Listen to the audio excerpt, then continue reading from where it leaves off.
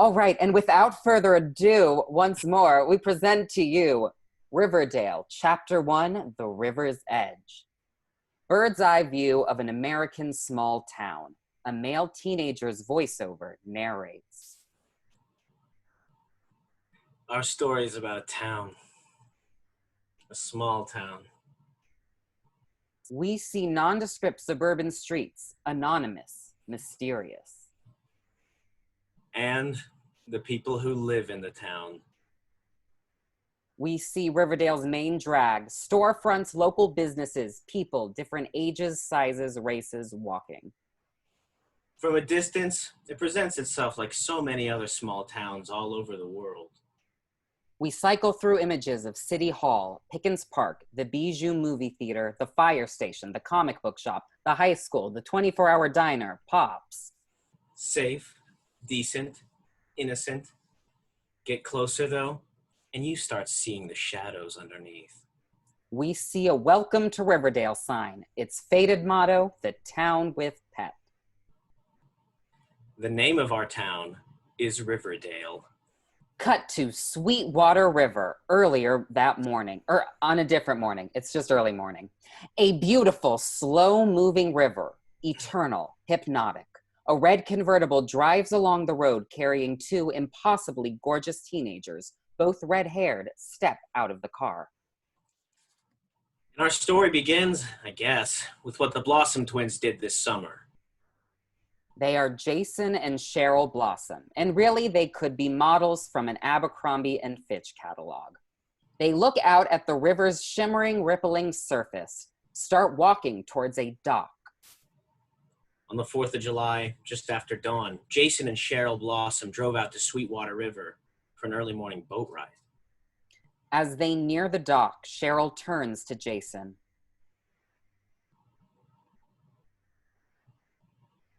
Cheryl is muted. Are you scared, Jason?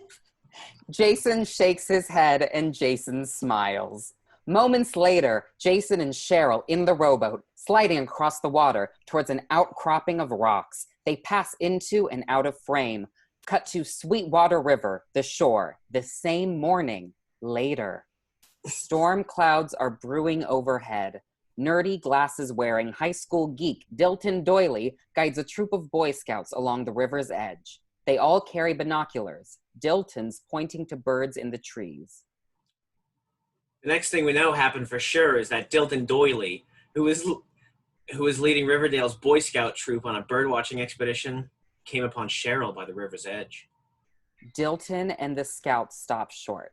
There's Cheryl, huddled by the lapping water, knees tucked under her chin, arms around her legs, shivering because she's sopping wet. Numb, in shock, she turns to him. Her face is streaked with tears. Jason! Cut to Sweetwater River. Later that morning, a police boat moves along the river. Cheryl and her parents, Cliff and Penelope, are on board. Cheryl is in shock and her mascara has been smudged. Riverdale police dragged Sweetwater River for Jason's body, but never found it. Blonde Alice Cooper stands with her Hal on the riverbank. If he is dead, Hal, I hope in those last moments he suffered. May Jason Blossom burn in hell. Cut to low-angle shot of Jughead Jones. So a week later, the Blossom family buried an empty casket, and Jason's death was ruled an accident. Cut to Pop's Chocolate Shop Diner, evening. Open 24 hours. A skinny teenager with dark, shaggy hair sticking out from under a weird hat, it's like a felt crown, sits in one of the diner's booths, sipping coffee and tapping away on his laptop. As the story that Cheryl told made the rounds, that Cheryl dropped a glove in the water and Jason reached down to get it and accidentally tipped the boat and panicked and drowned. As for us, we were still talking about the July 4th tragedy on the last day of summer vacation, when a new mystery rolled into town. Cut to the Pembroke apartment building, dusk. A town car pulls into the Gothic apartment building's driveway. This is the Pembroke. Two dark-haired beauties, Hermione Lodge, pearls always, and her teenage daughter Veronica climb out of the car, look up at the Pembroke's ornate facade. Now brace yourself. The apartment is small. Up here it's hair, but Quality. as always. Plus, it was the only piece of property in my name and not your father's. They walk towards the entrance. Miss Cut. Hermione! Pembroke apartment building. Various shots of the extravagant yet dark interior are shown. The Pembroke's doorman, Smithers, in a uniform, approaches the two. Miss Hermione, welcome home. Smithers, you're a sight for sore eyes. How was the ride? No traffic, thank God. Smithers, I'd like to introduce you to my daughter, Veronica. It's a pleasure, miss. Hi. I'll get the bags. And would you like some menus so you can order in, ma'am? Oh, no. I've been craving one of Pop Tate's cheeseburgers since noon. Is this chocolate shop still open? What is a chocolate shop and why does it sell burgers? Cut to Elm Street, Riverdale night, that same night.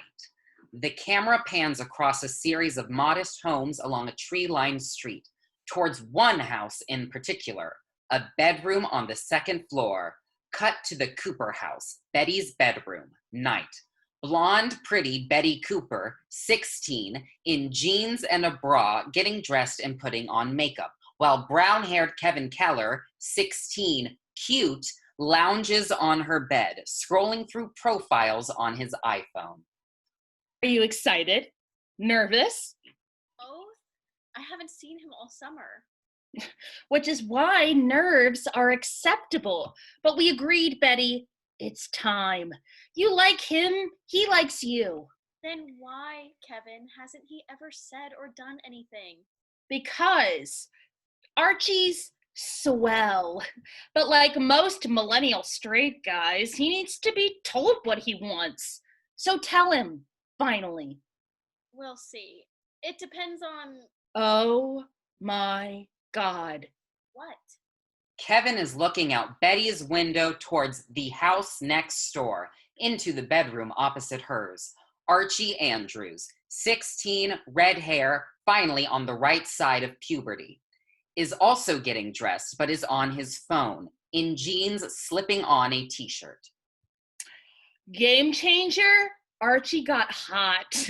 He's got abs now. 6 more reasons for you to take that ginger bull by the horns tonight. Betty looks, her mouth is open in shock. Cut to Pop's Chocolate Shop Diner, night. Archie and Betty sit in a booth mid-conversation. So, what was the highlight? Of my internship? The Judy Blume book release party I organized by far. At the end of the night, Toni Morrison, who is, as you know, my literary hero. Yes. So he says to me, "Don't rush this time, Betty. It goes by so fast at your age. One summer can change your life." Wow. That's so true. How was working for your dad? It was pouring concrete every day, all day long. To pass the time, I would start composing these poems in my head, and at night I'd go home and I'd write them down. You don't even like reading poetry. They weren't poems, they were song lyrics, and working on them, it made me like, What, Archie? I feel like I've finally broken through to something real about my life and what I should be trying to do with it. Music, starting this year, tomorrow. Amazing. Will you ask Miss Grundy to tutor you? I'm not sure. Maybe. Well, what about football? Can you do both? I'll try out at least. Well, have you told your dad? No, until I've got things more figured out, you're the only person I'm telling, okay? Well, I'd love to hear them sometimes. Your songs? Yeah? Yes.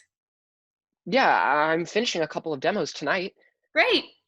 Oh, and also, I've been thinking about us, Archie, and our friendship, and how it's time we... Suddenly, Betty's voice fades. The bell above Pop's front door jingles, and in comes Veronica, wearing a fetching cloak like Kim Basinger in LA Confidential. She turns and makes eye contact with Archie. It's like when Claire Danes and Leonardo DiCaprio see each other through the fish tank in Romeo and Juliet. Archie is smitten. Veronica starts to walk towards the camera, where the booth is. Hi, I called in an order for Lodge. 2 burgers, yeah. Almost ready, but you gotta wait. Veronica looks around while she waits, but then her eyes land on Archie, who's staring at her, which Betty clocks. Veronica walks over to them. Hey, Hey, how are the onion rings here? so good. Can we get some onion rings too, please? Yeah. Thanks. My mom and I just moved here, so... From where? New York. Wow. Do you guys go to Riverdale? We do, both of us, together. Yeah, we're sophomores. Me too. I'm filled with dread. Why is that? Are you familiar with the works of Truman Capote? I'm breakfast at Tiffany's, but this town is strictly in cold blood. Veronica Lodge. Archie Andrews, and this is Betty Cooper. Wait, are you... Supposed to give you your tour tomorrow. Yes, I'm your peer mentor. Do you want to join us? Maybe we can unfill you with dread. Betty shoots daggers at Archie. Veronica's smile demurs. My mom's waiting for me, but to be continued. Veronica walks away. Archie turns back to Betty. What were you saying? Nothing. Cut to the Andrews house. Morning. We see the family home of the Andrews. We hear a dog barking. Archie jogs down the stairs while scrolling through his phone. He is late for school. Hey, Dad. First day of school, and I'm already late. Archie starts to gather his books for school. His father, Fred Andrews, walks into the room. Fred Andrews must unmute himself. I said, hey, son, you stopping by the site later? Dad, it's my first day. Well, we got to get going to the office so that next summer you're not on the crew. Well, I can't. I've got football tryouts. Or is that not okay? No, it's okay. Yeah, good luck. Archie goes. Fred is surprised. Huh. Cut to the Cooper house, Betty's room, morning. Betty is getting ready to head out to school. Her mother is in her room giving her a lecture. Betty, this coming year is critical for colleges. Grades are important. Extracurriculars, athletics, maintaining a decent character is hugely important. They do look at that. Mom, I'm a sophomore. You've accomplished so much. I just don't want anything jeopardizing that. I mean, just think about your poor sister. She was such a shining star before she let that Blossom boy ruin her. Mom, I'm not Polly. You missed curfew last night. By 7 minutes. And I was with Archie, who has red hair, yes, but is nothing like Jason Blossom.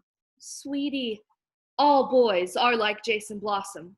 She stands up and takes Betty's hands in hers. I love you so much, Elizabeth. I just need you to be smart, okay? And stay focused. We refilled your Adderall. Seems you forgot to pick up your prescription. With that, Alice smiles and goes. We linger on Betty. Alice has left something in her hands. Reveal, a prescription bottle of Adderall with Betty's full name on it, Elizabeth Cooper. The message is clear. Betty must stay focused. Cut to Riverdale High, hallway, morning. Archie at his locker, holding a folder which contains a sheaf of handwritten pages. He's looking at the lyrics on them, and which he puts into his locker when his bro friend, Reggie Mantle, approaches and leans against the locker next to him.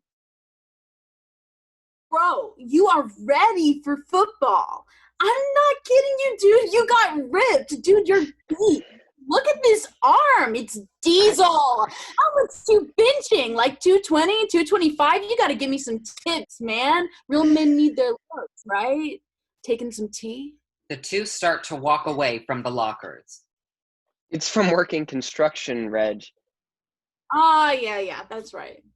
Reggie sees another of their bro friends, Moose Manson.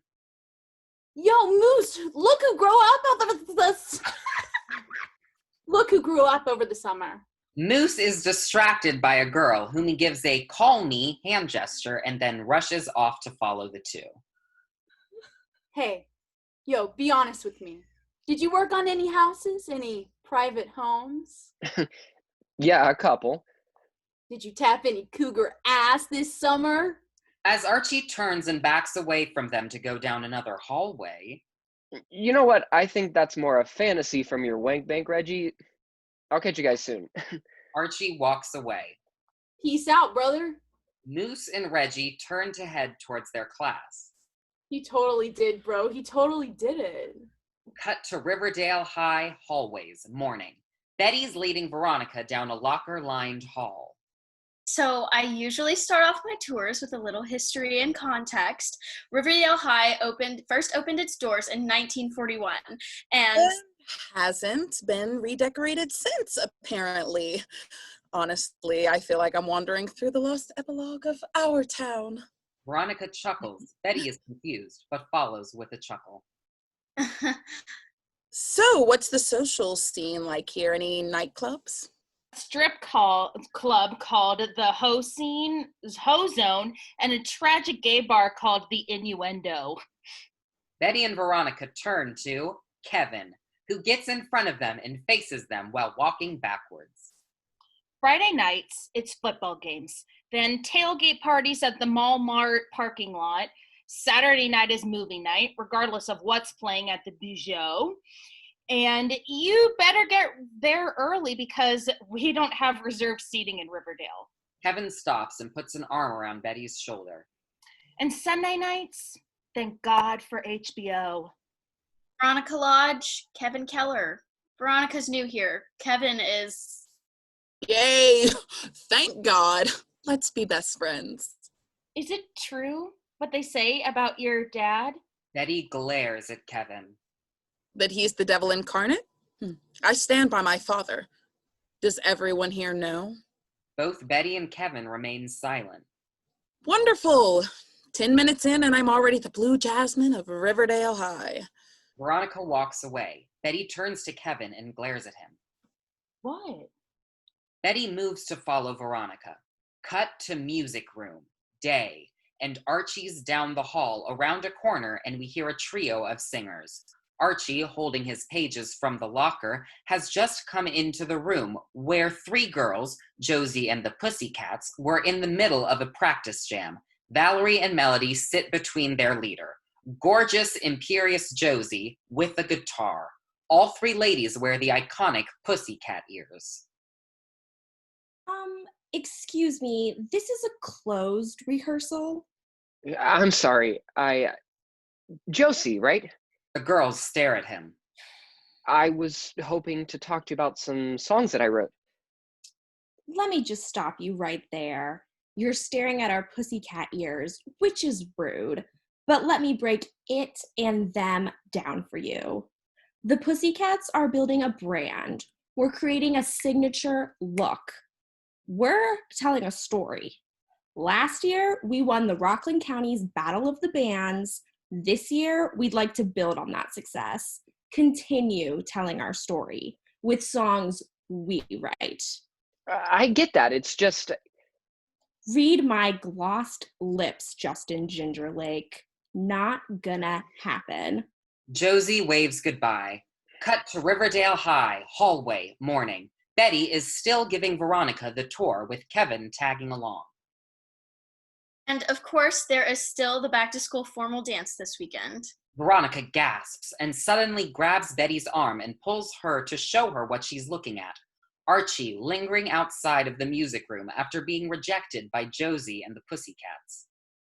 There's the hottie you were with last night. The red-headed Ansel Elgort. Is he your boyfriend? No, he's straight. Oh, we're just friends. In that case, mind putting in a word? I've tried every flavor of boy but orange. Actually, to clarify, Betty and Archie aren't dating, but they are endgame. You should ask him to the semi-formal then. She should, but I heard it might be getting canceled because of what happened to Jason. They're going to tell us at the assembly. Who's Jason and what happened to him? Both Betty and Kevin stop and stare at Veronica. Cut to Riverdale High, gymnasium, morning. Thank you for that moment of silence. Many of you were lucky enough to have known my brother personally. Each and every one of you meant the world to Jason. I loved my brother. He was and always will be my soulmate. So I speak with the confidence that only a twin could have. Jason wouldn't want us to spend the year mourning. Jason would want us to move on with our lives. Meanwhile, at the very top of the bleachers, Jughead, with his laptop open in his lap, apart from everyone else, but watching everything. Which is why I've asked the school board not to cancel the back-to-school semi-formal, but rather to let us use it as a way to heal collectively and celebrate my brother's too short life. Thank you all. The student body starts applauding Cheryl. Archie stares down at the rows where teachers are sitting. A young female teacher, Miss Grundy, turns back and locks eyes with Archie. Flashback, Riverdale Highway, sundown. Archie, walking home from a job, pulls up his shirt to wipe his forehead when a cute VW bug slows down. Stops right beside him. The driver's side window rolls down, revealing Miss Grundy, a sexy 22-year-old woman in sunglasses, sipping a cherry Slurpee. Miss Grundy, hey. Archie? What are you doing walking in this heat? Building character. Do you want to ride? Cut to the VW Beetle, night. Steamed up windows. We can make out the silhouettes of Miss Grundy and Archie making out. We continue to observe Miss Grundy and Archie naked in the back seat, making out as we resume with cut back to Riverdale High, gymnasium, morning. Miss Grundy breaks eye contact and faces front, and putting on a stern face and applauding with the rest of the student body. Archie continues to stare at her. Roll Riverdale intro screen. Pretend the music's cool. Oh, there it is. There it is. It's Riverdale. Okay, we get it. Cut to Riverdale High, hallway, day. Post-assembly, Archie's trying to catch up to Miss Grundy, who walks ahead of him through the students going to class. Miss Grundy. She keeps moving. Miss Grundy, Geraldine. Miss Grundy turns on her heel to face Archie. What can I do for you, Mr. Andrews? Can we talk, Miss Grundy, please? It depends. About what?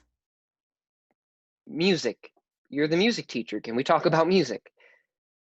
Of course. Make an appointment during my office hours. My official office hours. She turns, starts to walk away from him again. Cut to Andrews Construction Company, day.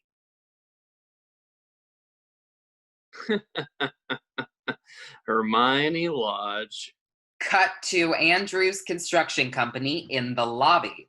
Veronica's mom, Hermione, sits in the waiting area. Archie's dad, Fred, has come out of his office. My day just got a lot more interesting. Hello, Fred. How are you? Surprised? Can I get you anything like a water? A job.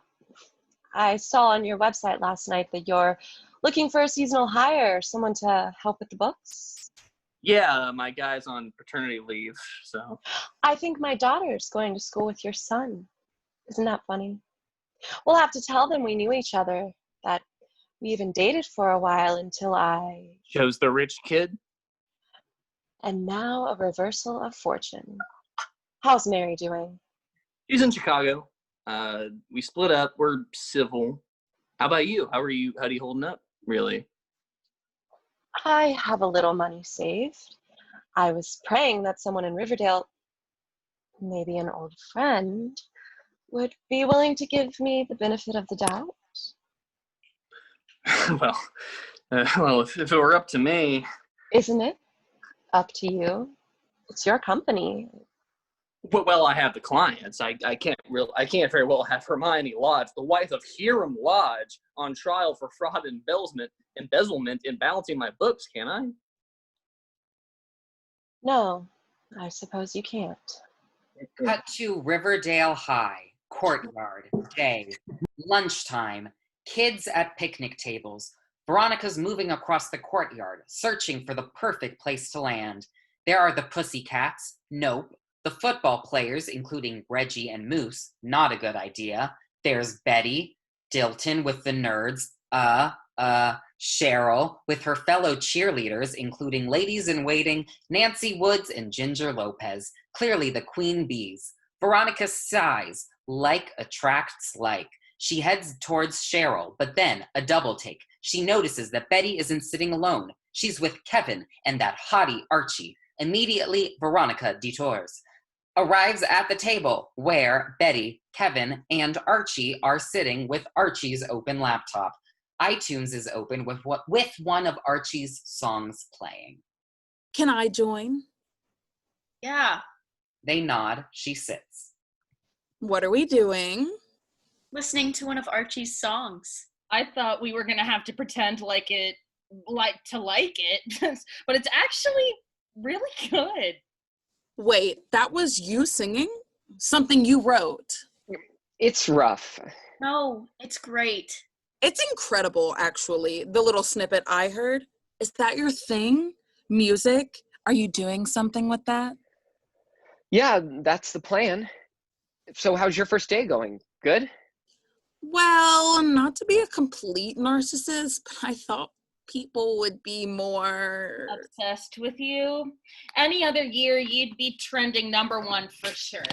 This year, though, it's all about Cheryl trying to win the Best Supporting Psycho Oscar for her role as Riverdale's bereaved Red Widow. Cut to Cheryl, who is walking towards them, which for some reason prompts Archie to... Hey, I should go. I've got that meeting with Grundy and then football tryouts, so... You play football too? What don't you do? Veronica looks at Betty, who's looking at Archie as he goes. Before you ask, Blue Jasmine, no, she has not invited him to the dance yet. No, not yet. Lowering her voice. Don't talk about Archie. Veronica Lodge. I'd heard whisperings. I'm Cheryl Blossom. May I sit? Betty, would you mind? Betty slides over so Cheryl can sit in front of Veronica. So, what are you three hens gossiping about? Archie's Ephron-esque emergence from the chrysalis of puberty? Betty looks at Veronica pleadingly. Extracurriculars. Weatherby wants me to sign up for a few. Cheerleading, you must. I am senior captain of the River Vixens. Cheryl puts a hand through her hair to straighten it and gives a dazzling smile. Is cheerleading still a thing? Is being the gay best friend still a thing? This shuts Kevin up.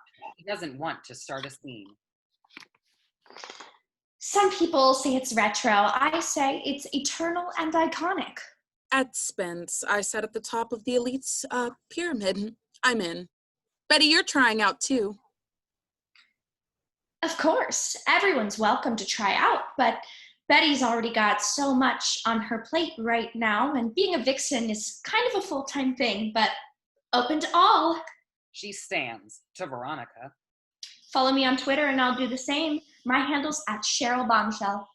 And as quickly as she appeared, Cheryl vanishes, off to terrorize God knows who next. Veronica turns back to Betty. Go ahead and hate on cheerleading, but if hipster Prince Harry is playing... I'd love to be a cheerleader. It would round out my college applications, but last year when I tried out, Cheryl said I was too fat. You season 5 Betty Draper. It was a great line, but not at all true. Well, you're a total smoke show now. I mean it. As hot and as smart as you are, you should be the queen bee of this drab hive. Look, if you want to be a river vixen, I'll help you prep. I have moves.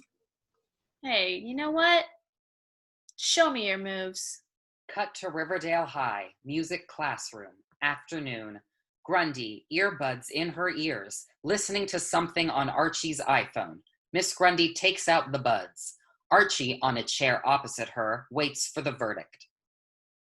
They're very real, very personal. I took your advice and wrote them down and polished them, but I was wondering whether you could help me. With what, Archie? You went to Juilliard, Ms. Grundy. There's no one else in Riverdale I can take lessons from. Believe me, I looked. Well, I don't think that's a good idea. I don't think we should be alone together. Archie churns, silent. If this is you trying to restart something that never should have started in the first place. No, it's not. It's about music. But it's also... Come on, I need to be able to talk about what happened with someone. We heard what we heard, and afterwards we didn't do anything. We didn't say anything. Cut to woods near Sweetwater River, day. Flashback. Archie and Miss Grundy are making out on a picnic towel. The VW Beetle parked a few meters away. A gunshot rings out. Archie and Miss Grundy stop and look at each other in panic. Cut back to Riverdale High, music classroom, afternoon, present. We heard fireworks. Who's lighting fireworks at 6 a.m? How would we explain why we were together at Sweetwater River at 6 a.m. on the 4th of July? And you're right, we didn't say anything. We're both going to have to live with that choice. You understand? I think you should pursue your music, but not with me. Cut to Riverdale High, gymnasium, day. On the gym stage, Veronica and Betty doing sharp choreography as Cheryl, Nancy, and Ginger behind a table observe. We're blue and gold. We're dynamite. We'll take you down and fight the fight. Woo! Go Bulldogs. B&V end on a high note, but Cheryl's stone-faced. Cheryl was so stone-faced she didn't press mute. Unmute. Ladies, where's the heat? Where's the sizzle? Well, you haven't seen our big finish yet. Whispering to Betty. Don't freak out. Trust me. Then Veronica plants a big, wet kiss on Betty's lips, and the heads of every Archie fan on the planet explode. It's the water cooler moment of the 2016-17 television season. Or is it? The girls turn back to Cheryl, who stifles a yawn. Check your sell-by date, ladies. Faux lesbian kissing hasn't been taboo since 1994. So let's see if you do better with the interview portion of our audition. Betty, how's your sister doing?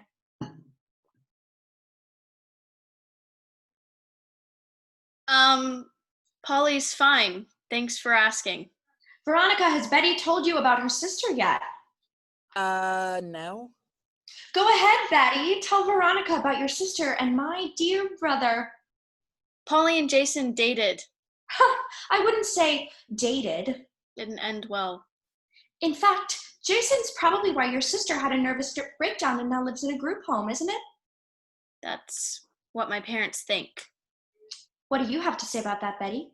Go ahead. The floor is yours. Whatever you've been dying to spew about Jason and how he treated Polly, unleash it. Destroy me. Tear me a new one. Rip me to shreds. Annihilate me. Finally.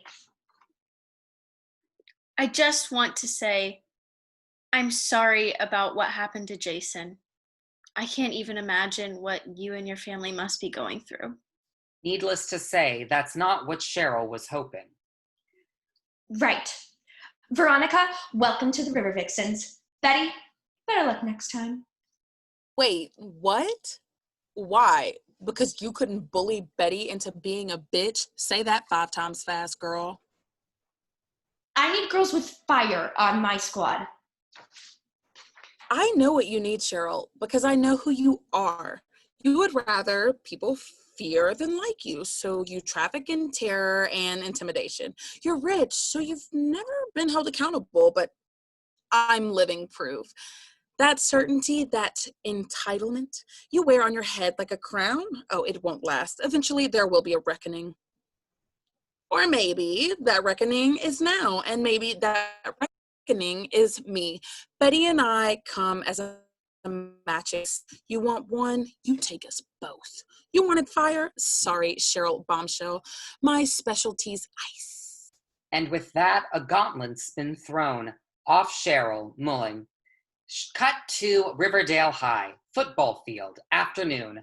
Football tryouts are in full swing. Coach Clayton is observing. Go! Get around him! Get around him! Coach Clayton spits on the ground. Let's move! Coach Clayton turns and notices Archie by himself on another part of the field. Andrews!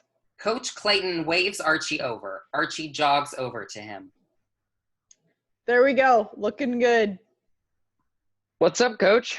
Coach Clayton tosses a jersey to Archie. Here. Archie looks at the jersey and notices its number, 9. He looks up and realizes. This is Jason's number. It's yours now. Usually sophomores only play JV, but this year we have an open spot on varsity. And from what you've been showing us, well, I want you to fill it. Varsity's what, longer practices, more away games? Yeah, bigger commitment, yep. Well, I need to think about it, Coach. Have you got something better going on? My dad's company, it's our family business, and he's sort of counting on me to help out after school on the weekends. Hold up. Jackson! Hold the ball! Coach Clayton turns back to Archie. You know what? Why don't you sleep on it? Coach Clayton moves away to bring tryouts to an end. Let's go. Bring it in, guys. Come on, guys. Cut to Riverdale High, girls' locker room, afternoon, post-tryouts. Betty and Veronica wearing the iconic blue and gold Riverdale High cheerleading outfits. Veronica zips up Betty's uniform. Perfect. They giggle together in jubilation. Mary Betty Draper. Veronica then admires herself in mirror. Betty is hesitant for a second, then taps Veronica's shoulder and moves to start a private conversation. Why did you defend me? I know the crowd you ran with in New York, so why are you being so nice? Cut to Riverdale High, athletics track, afternoon. When my dad got arrested, it was the worst thing ever. All these trolls started writing horrible things about us. We'd get letters and emails saying Dad was a thief, my mom was a clueless socialite, and that I was this spoiled rich bitch ice princess. And what hurt most about it was the things the trolls were writing, they were true. I was like Cheryl. I was worse than Cheryl. So when my mom said we were moving to Riverdale, I made a pact to myself to use this as an opportunity to become, maybe, hopefully, a better version of myself. That's a lot of pressure. This unexpected admission prompts Betty to lower her own guard. When Polly and Jason got together, It meant everything to her and nothing to him. And things got super intense and weird and toxic. And my mom turned on Polly, said Polly wasn't her daughter anymore, said all these awful things to her. Jason hurt Polly, but it's my mom who broke her. Just then, Veronica notices Archie going for a lap around the track.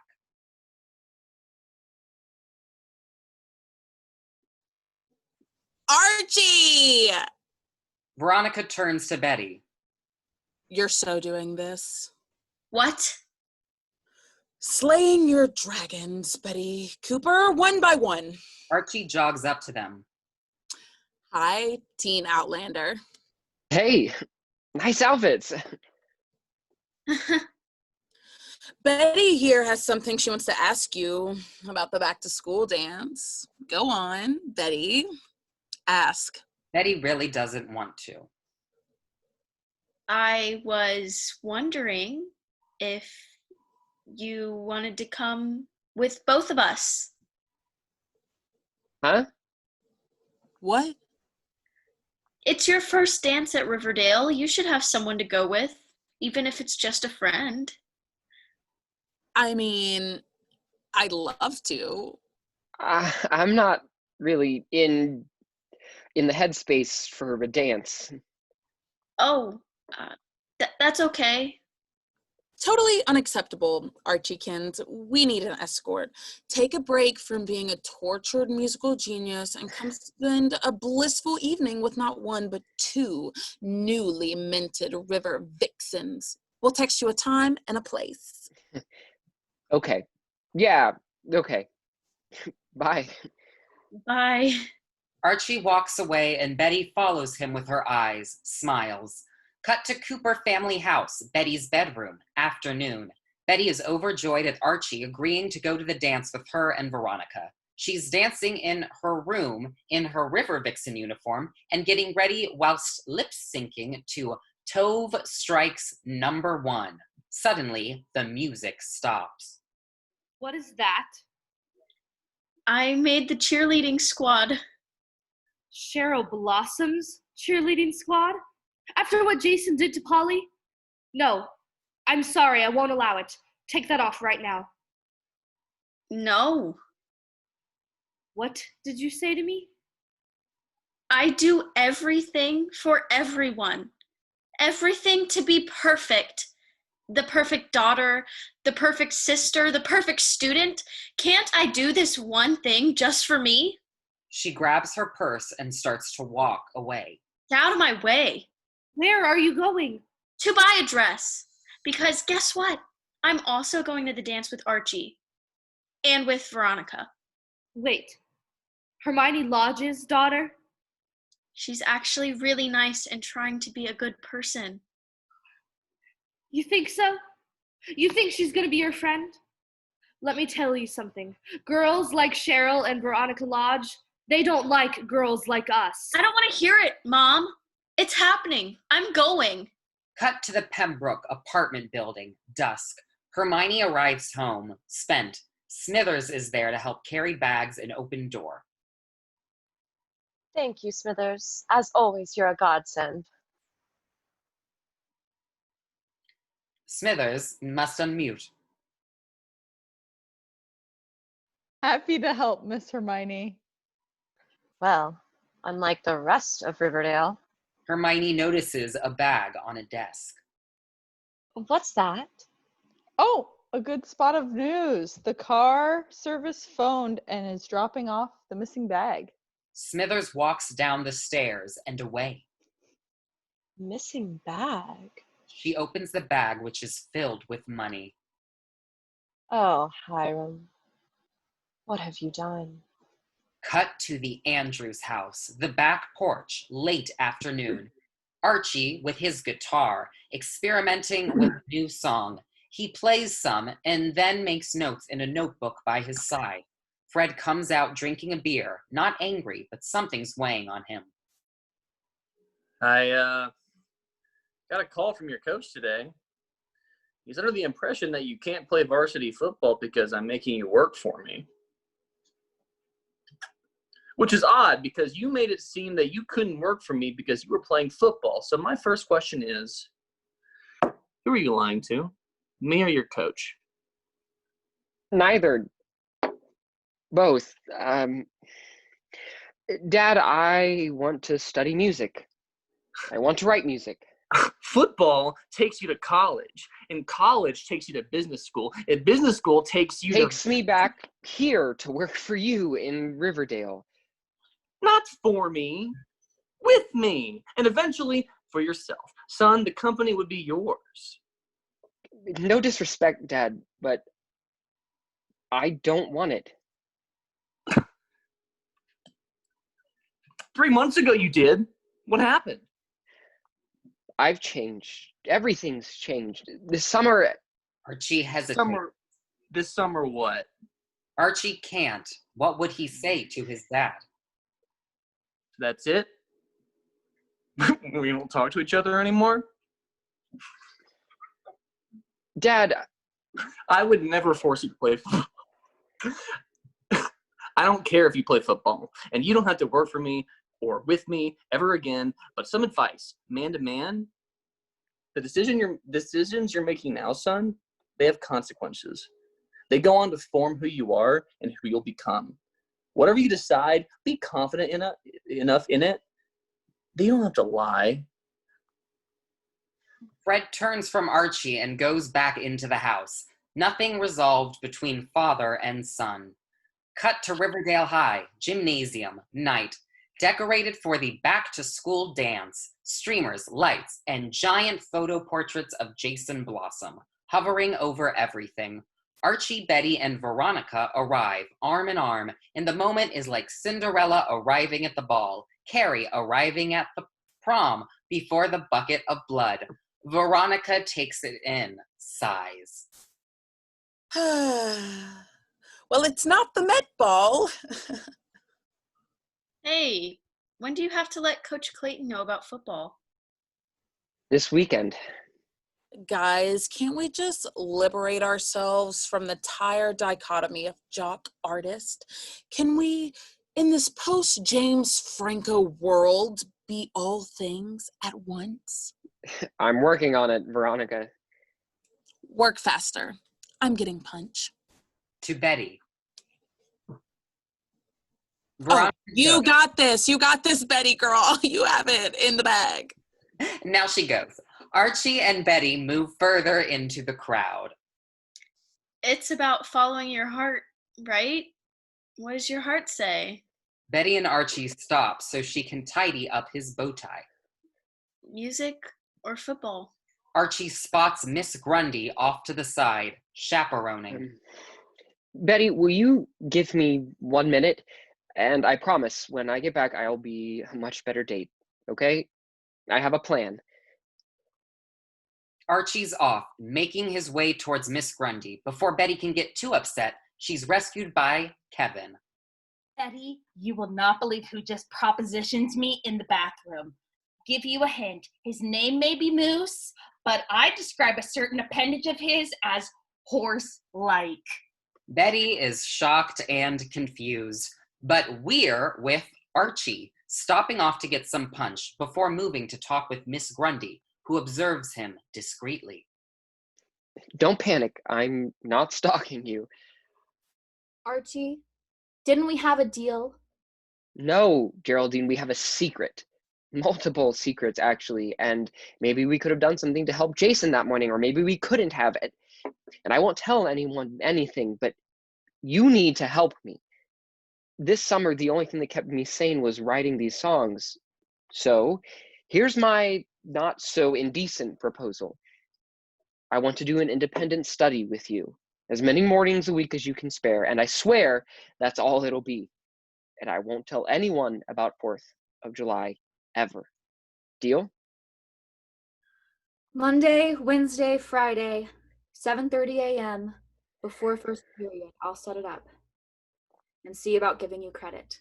Miss Grundy then stands up and strides away. Cut to Moose and Reggie spiking the punch. Veronica walks by, dragging Kevin, who stares at Moose. Good evening, friends. Are you having a good time?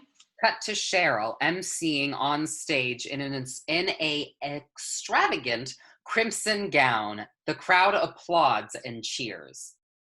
As honorary chairperson and de facto queen of tonight's semi-formal, it is my great pleasure to introduce you to this evening's main entertainment. To know them is to be obsessed with them.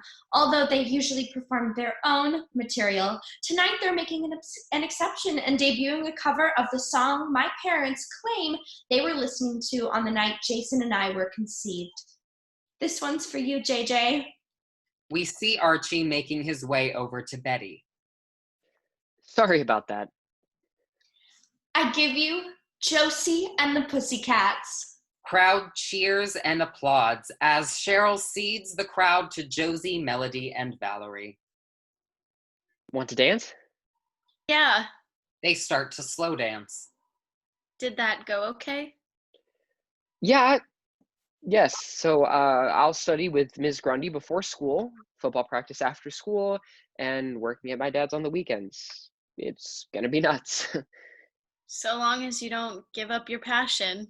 We cut to Josie and the Pussycats playing as well as a wide view of all the couples dancing. Betty looks over at Veronica and Kevin, who are both mouthing "do it" to her. Now that I'm a river vixen and you're going to be on varsity football, I have this fantasy of us as a power couple, or maybe even just as a couple. Betty? Is that so impossible to imagine? Archie looks from Betty to Miss Grundy, standing off to the side. The song finishes and Betty and Archie separate. Clearly feeling awkward towards one another, Cheryl, off to the side standing with two minions, also notices this. Make sure those two turtle doves come to my after party. Veronica too. I'm in the mood for chaos. Cut to the Blossom House, living room, night. It's game time at Shea Blossoms, kiddies. We're going old school tonight. 7 minutes in heaven. Both Veronica and Betty smile at each other, assuring one another that they have each other's backs. Who wants to tryst in the closet of love first? My vote is A for Archie. Anyone care to say it? Both Veronica and Betty look at Archie, who is standing off to the side, not in the mood. Actually, I... Yes, Andrews, yes! Clearly drunk. Cool. All right, gather round, kids. Let's see who's riding the ginger stallion tonight. Cheryl spins a bottle. All eyes are on the bottle of Cheryl as it spins around. Cheryl moves around slyly, observing the bottle and her two targets, Veronica and Betty. The bottle eventually lands between Veronica and Betty. Oh, no way! Veronica and Betty look at each other. It's clearly pointing to the new girl. This should be fun. I'm not doing this. Well, that's up to you. But if you don't, house rules decree. The host gets to take your turn. Betty looks at Archie pleadfully. Cut to Blossom House, basement closet, night, moments later, darkness. Then one iPhone lights up, then a second iPhone lights up. Archie and Veronica, lit only by their cell phones, huddle in the dark. I know her brother died and everything, but Cheryl Blossom truly is the Antichrist. They both chuckle. So, do you miss New York? It's been less than a week, but yes. 6 minutes, 20 seconds. Okay, your turn. Ask me a deep, probing question to, kill time. It looked like you and Betty were having fun at the dance. Definitely. We've been friends for forever. My turn. I didn't ask my question yet. Is that all it is? Just friends? We're not just friends, we're best friends. My turn. Did you have a boyfriend back in New York? No, my turn. Could it ever possibly become something more? Are you asking for Betty or for yourself? For Betty, and you didn't answer my question. I've never felt whatever it is I'm supposed to feel with Betty. Have you felt it, though, with anyone? Yeah, this summer. Have you? Maybe once. You're a little more dangerous than you look, aren't you? All boy next door-ish. You have no idea. Your turn. Ask me a question, Archie. Ask me anything you want. The air, the space between them is thick with sexual tension. We shouldn't do this. No, we definitely shouldn't. So Archie and Veronica start to kiss, tentatively at first, then more and more passionately. Cut to the Blossom House basement, night, 6.5 minutes later. Sheepishly, Archie and Veronica emerge from the closet. Nailed it. Yes. Where's Betty? She spiraled and fled. Between us, she's a lot more high-strung than she looks. You shady bitch. Archie and Veronica trade a look and then both stride away to look for Betty. Cheryl looks at them, not the least bit concerned. Crap, Betty's cell is off. I'll be getting an Uber. Can I come with you? We should probably try to find her. Believe me, the last thing Betty wants is us tracking her down together. We messed up. From the look on Veronica's face, we can tell she's already regretting those 7 minutes. Cut to the lodge apartment, night. Veronica comes home from Cheryl's to find Hermione having a glass of wine. Hey, you're home early. How was the dance? It was fine. I mean, it's not the Met Ball or anything. Tell me about it. I'm super tired, Mom. Veronica lays down, laying her head down in her mother's lap. Is everything okay? Ronnie, hey, what is it? Veronica doesn't answer. Cut to Pop's Chocolate Shop Diner, night. Walking home from the after party, reeling from the night, Archie passes the one place in town that's open, Pop's Diner. It was midnight when my old friend Archie Andrews arrived at the one place in town that's still open. He was looking for the girl next door. Instead, he found me. Cut to Pop's Diner, night. Archie walks into the diner, notices Jughead at a booth. The two lock eyes, then Archie walks over to Pop Tate at the counter. Hey, Pop. Betty hasn't come in tonight, has she? Nope. Just the Nighthawks in tonight. Pop nods towards Jughead. Thanks. Archie then proceeds to move over to where Jughead is sitting. Can I sit, Jughead? If you want. Archie does so. What are you working on? My novel. It's about this summer. Jason Blossom. We see the screen, which has Apple Pages open with a page open of the novel. 17 years old, and how will he be remembered? As captain of the water polo team? The Aquaholics? Considering how he died, probably not. No, what I mean is, was he doing everything he was supposed to do? Everything he wanted? I mean, did he even know what that was? Neither say anything until Jughead changes the subject. Coach Clayton was in here talking to Pop Tate. Varsity? Does that make you what, Mr. Popular Football God now? No. In fact, I'm kind of terrified. I lost my best friend tonight. If you mean Betty, whatever happened, just talk to her, man. That would go a long way. Would have gone a long way with me. Cut to the Andrews house, night. This late, Archie's exhausted but wired. As he starts up the walk to his house, Betty steps out of the front door. She'd been waiting for him. I'm not going to ask what you did with Veronica at Cheryl's. But I'm asking you now, right now, if you love me, Archie, or even like me. Of course, I love you, Betty, but I can't give you the answer you want. Why? You're so perfect. I've never been good enough for you. I'll never be good enough for you. And The two lifelong friends look at each other, hearts breaking. A truth between them finally spoken aloud. Betty with tears starting to stream down her face, turns and walks into her home and closes the door. So it wasn't one heart that broke that night. It was two. And the night was far from over. Cut to Sweetwater River, night. Moose and Kevin exit Moose's car at the edge of the Sweetwater River.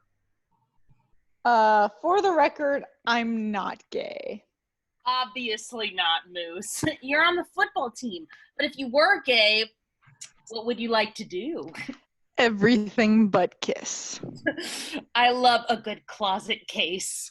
The two walk down to the river, while each starting to remove their outer layers. So let's start with skinny dipping and see what happens. Kevin trips over himself when walking backwards. Whoa. Dude, are you okay?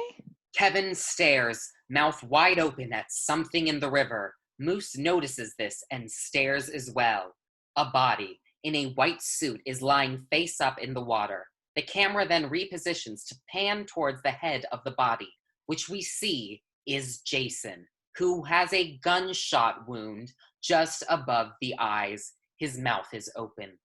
Oh my God, Jason, he was shot.